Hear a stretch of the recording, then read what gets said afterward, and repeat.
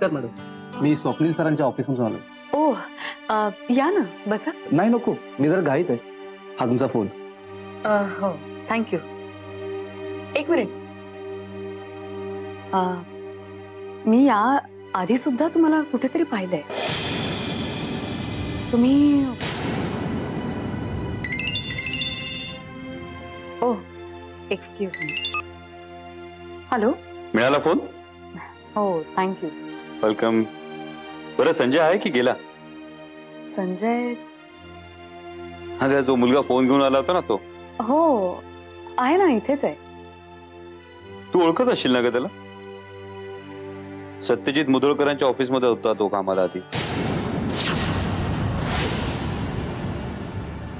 ओ अच्छा अच्छा अच्छा, बरोबर आहे. तरीच मी म्हटलं मी यांना कुठेतरी पाहिलंय. दे ना त्याला फोन, दे ना. बरं, एक मिनिट, मी देते त्यांना फोन. हे घ्या. स्वप्नील सरांना बोलायचं आहे तुमच्याशी. मी करतो ना सरांना फोन नंतर. नाही नाही, काही हरकत नाही, बोला ना. त्यांचा फोन होल्डवर आहे. हॅलो. हा संजय, अरे मालशेंचा फोन आला होता, ती फाईल रेडी आहे, तू येताना पिकअप करशील का?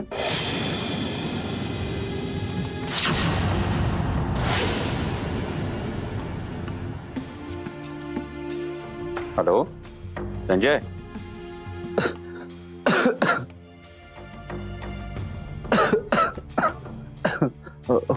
हो सर. काय रे, खोकला कसं काय झाला तुला अचानक?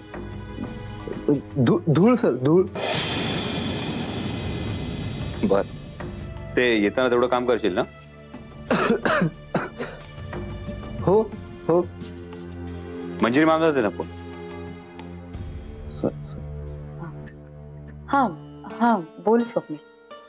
हा मंजिरी, आता जरा घाईत आहे, ठेवतो phone. Bye bye.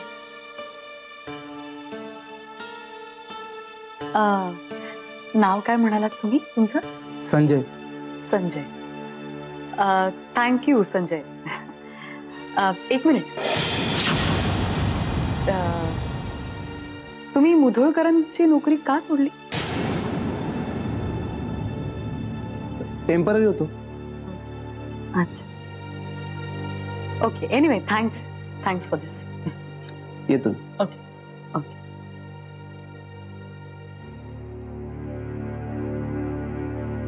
Sanjay.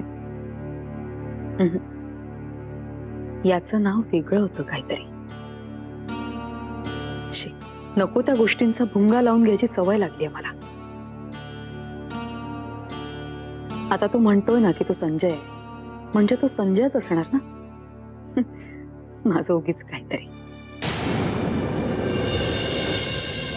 Priya, कुठे निघालीस? जीव द्यायला येतोय. प्रिया, काय चाललंय तुझं? हे आपल्या आयुष्यातला एवढा आनंदाचा क्षण. तुला आनंद झालाय ना, मग एक काम कर, कपडे काढ आणि रस्त्यावर नाच. माझं डोकं नको खाऊ. काय बोलतेस तू प्रिया? ही कुठली भाषा आहे तुझी? माझ्या बोलण्याचा एवढा प्रॉब्लेम होतोय ना, मग एखादी कोकिळ आणायची होतीस लग्न करून, मला कशाला घेऊन आलास? मी एक साधा प्रश्न विचारलाय, तू कुठे निघालीस? गायनाकडे. हा, मग एकटी का जातेस? थांब ना, मी पण येतो तुझ्या बरोबर. तुला माहितीये, अमेरिकेमध्ये एखादी बाई प्रेग्नंट असेल तर फक्त ती बाई सांगत नाही की मी प्रेग्नंट आहे म्हणून, तर कपल्स असं सांगतात की वी आर प्रेग्नंट. सुहास, मला उशीर होतोय आणि आता माझं जनरल नॉलेज वाढवून घेण्यात मला अजिबात इंटरेस्ट नाही. हो ना, चल. आता तू कुठे निघालाय? तुझ्या बरोबर. मी तुला सांगितलं ना त्याची गरज नाहीये म्हणून. मी जा. प्रत्येक गोष्ट तुझ्या मनासारखी नाही होऊ शकत प्रिया, नाही का? सुहास.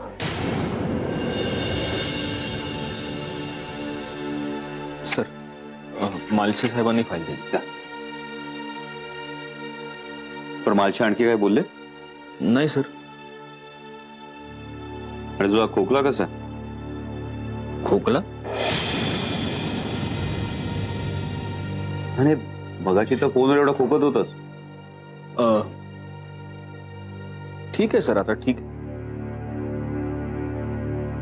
ॲलर्जी वगैरे असेल ना तर होमिओपॅथीची ट्रीटमेंट घे. माझ्या ओळखीचे एक डॉक्टर आहेत, त्यांचा नंबर देतो तुला. Okay sir. संजय, हां सर. हा ते मंजिरी मॅडम त्यांनी ओळखलं तुला?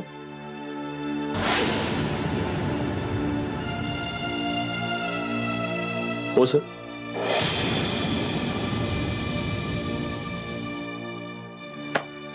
संजय त्या आय मीन त्या रेग्युलरली आहे का तुमच्या ऑफिस? अधूनमधून त्या ऑफिसचा गणपती बसतो सर ऑफिसमध्येच. त्याला मात्र त्या अगत्याने हजर असायच्या. खूप छान पेअर दिसते मुधोळकर सरांची आणि मंजिरी मॅडमची. Made for each other. Sanjay आता ते एकमेकांबरोबर राहत नाहीत, माहित असेलच तुला. काय काय सांगताय काय सर? नाही नाही, अहो कसं शक्य आहे? मुधोळकर सर आणि मंजिरी मॅडम एवढं प्रेम आहे त्यांचं एकमेकांवर.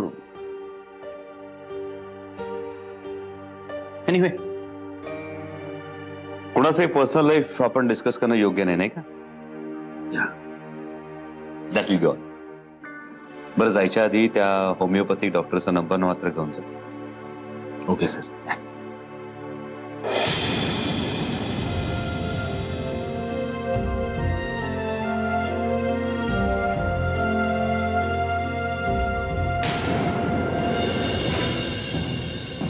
बेस.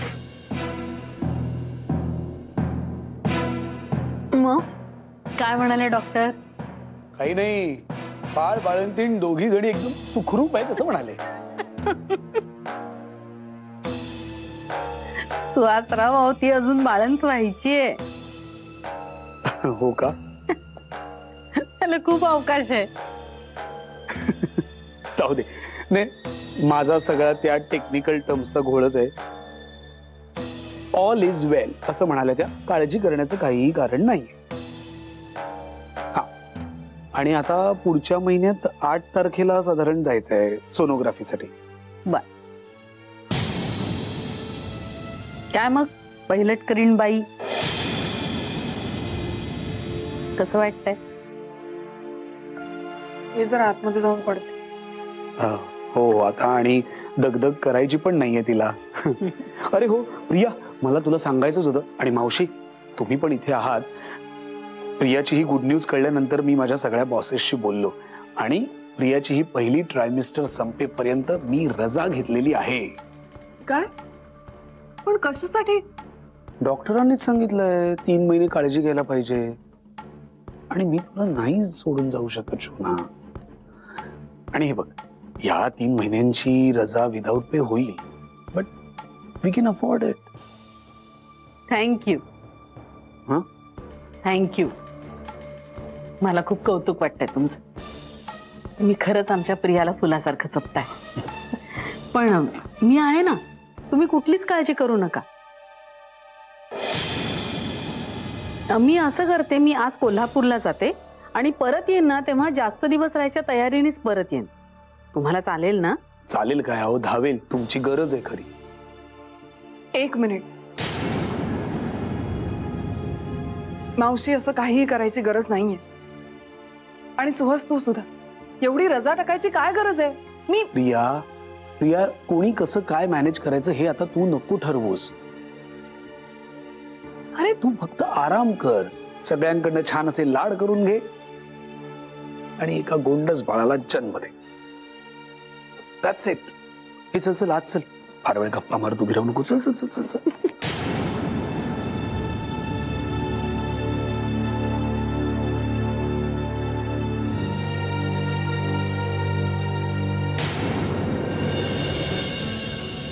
अगं तू का करतेस? ऑफिस बॉय आहे ना. असू दे रे, एवढं काय त्यात?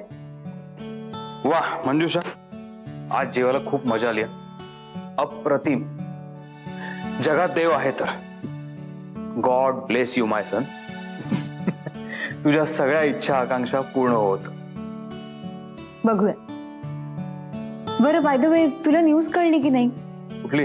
प्रिया प्रेग्नेंट आहे.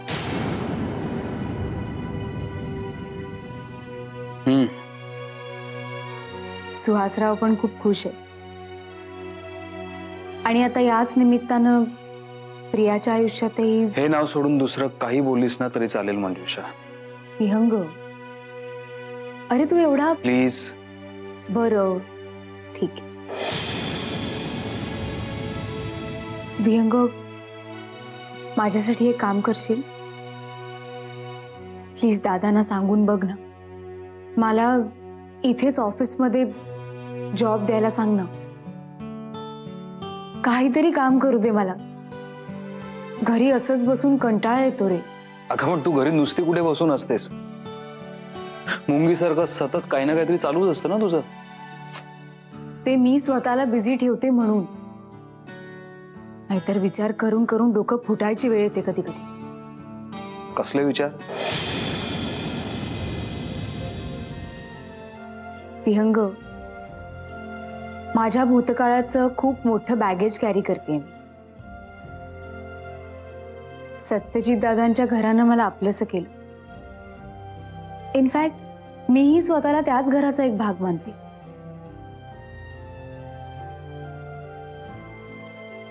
पण एकटी असते तेव्हा जुनी भूतं पछाडायला येतात आणि मग स्वतःला आणखीन गुंतवून घ्यावंसं वाटतं. असं वाटतं विचार करायला एक क्षणही मिळू नये.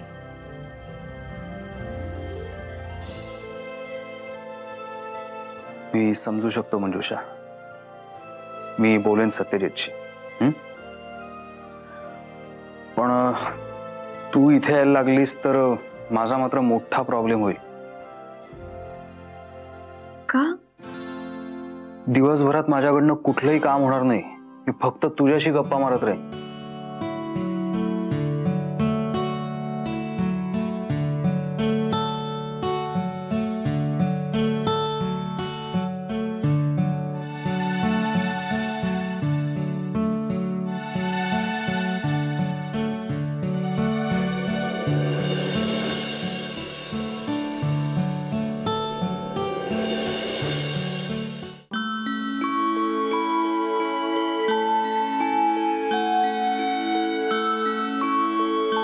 सर मी निघू?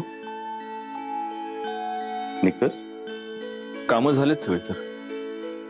आणि तू कामाशिवाय ऑफिसमध्ये थांबत नाहीस. सर गर्लफ्रेंडला भेटायला जायचंय? नाही सर. मग आज जरा थांब ना माझ्या बरोबर. बसू. सर मी संजय काय मी फक्त आनंदात असताना पितो. सध्या मी आनंदात आहे, खुश आहे. आणि मला वाटतं माणसाने दुःखात एकटं असावं, आनंदात असून. सो माझा आनंद शेअर करण्यासाठी तू थांबावंस अशी माझी रिक्वेस्ट आहे.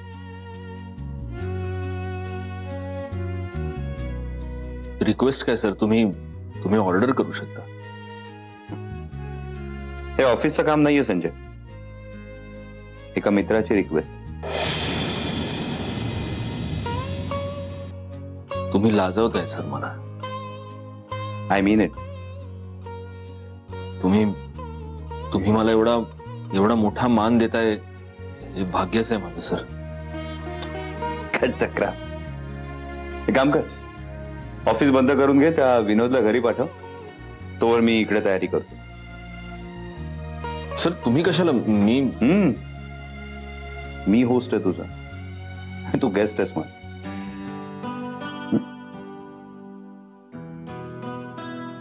सर एक विचारू का? तुमच्या आनंदाचं कारण कळू शकेल?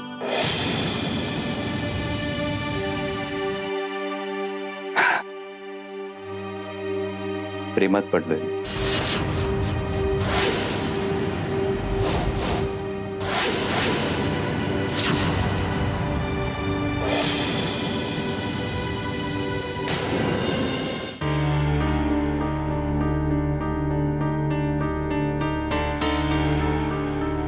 बाबा बोल.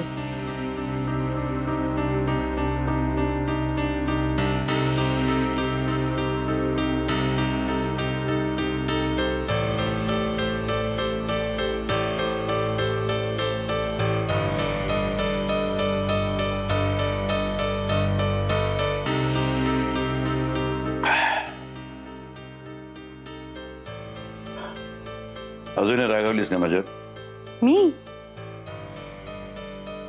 मी का रागवेन तुमच्यावर? ते तुलाही माहितीये. बाबा, मला खरंच नाही माहिती. हा, आता गोळ्या घेताना नेहमी सारखी जर तुम्ही टाळाटाळ केली असतीत ना, तर मग मात्र मी चिडले असते. पण आज ते काम सुद्धा तुम्ही अगदी शहाण्या मुलासारखं केलं. स्वप्नीला मी तुझ्याबरोबर लॉयरकडे पाठवलं तुला न विचारता. त्याबद्दल बोलतो मी. ओ, अच्छा अच्छा अच्छा अच्छा, बरं झालं आठवण केली. हा, आता रागवले मी तुमच्यावर. म्हणजे मी मस्करी करत नाहीये. बाबा, माहितीये मला तुम्ही जे काही केलं ते माझ्या काळजीपोटी केलं. हा, आता करण्याआधी जर तुम्ही मला सांगितलं असतं तर बरं झालं असतं. पण तुम्ही बाबा आहात माझे, त्यामुळे तुम्ही काही गोष्टी परस्पर करूच शकता. तसं तुझं परस्पर 3 दिवसात लग्न लावून दिलं मी. तसं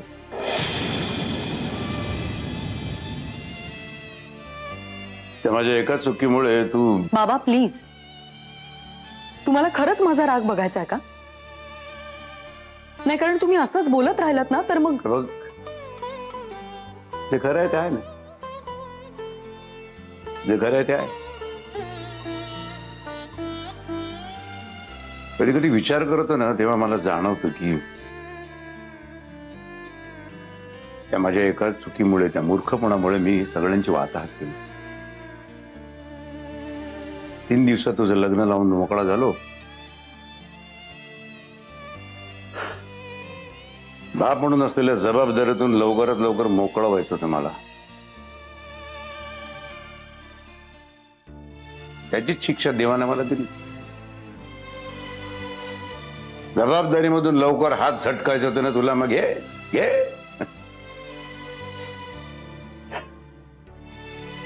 तेव्हा मी तुझं इतक्या लवकर लग्न लावून दिलं नसतं ना तर आज तू कुठेतरी सुखाने संसार करत असतेस.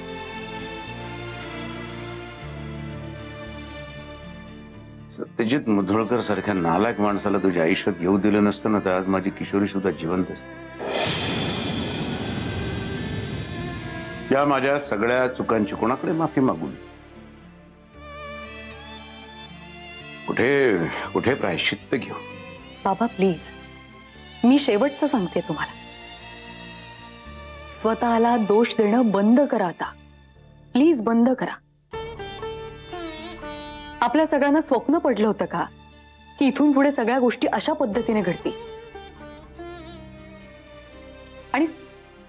आणि सगळ्यात महत्वाचं म्हणजे सत्यजितशी मी माझ्या मर्जीने लग्न केलं होतं.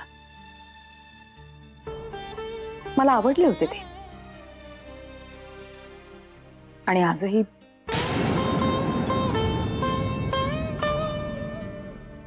जाऊ दे ना, जाऊ दे.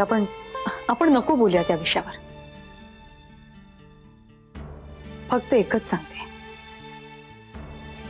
तुम्ही तुमच्या जबाबदारीतून कधी हात झटकले नाही. आणि जे काय झालं त्यात तुमची चूक नव्हती. आलेच मी. स्वप्नीलच्या बाबतीत असं नाही होणार. काय? नाही म्हणजे हे अगं, स्वप्नीलला मी तुझ्यासोबत यायला सांगितलं ना तुला न विचारता. तो चांगला मुलगा आहे. खरंच स्वप्नील खरंच खूप चांगला मुलगा आहे. काल तो होता म्हणून आधार वाटला मला. एकटी असते तर कदाचित बावचळले असते. म्हणजे महाबळे वकिलांशी बोलताना माझ्या बरोबर नव्हता, तो बाहेर बसला होता. पण तरी लहानपणी तुम्ही डेंटिस्टकडे घेऊन जायचा तेव्हा कसं व्हायचं? म्हणजे त्यांच्या खुर्चीवर बसताना खूप भीती वाटायची.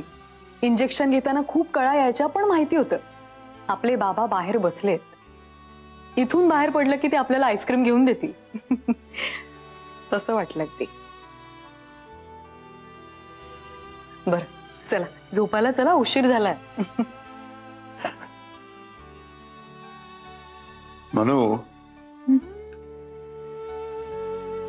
आज सुखाने झोप लागणार मला. का? तू माझ्या रागावली नाहीस ना, मग आज सुखाने झोप लागणार मला. बाबा चला, खूप उशीर झाला, झोपा आता.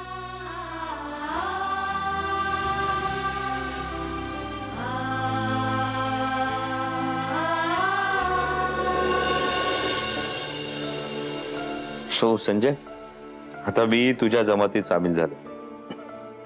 प्रेमात पडलेल्या माणसांची जमात. It's nice feeling. असं वाटतं माझ्यात एक तेवती मेणबत्ती घेऊन फिरतोय मी सतत.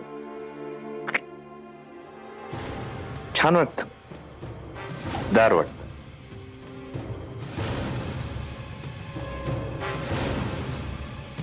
मुलगी कोण आहे सर?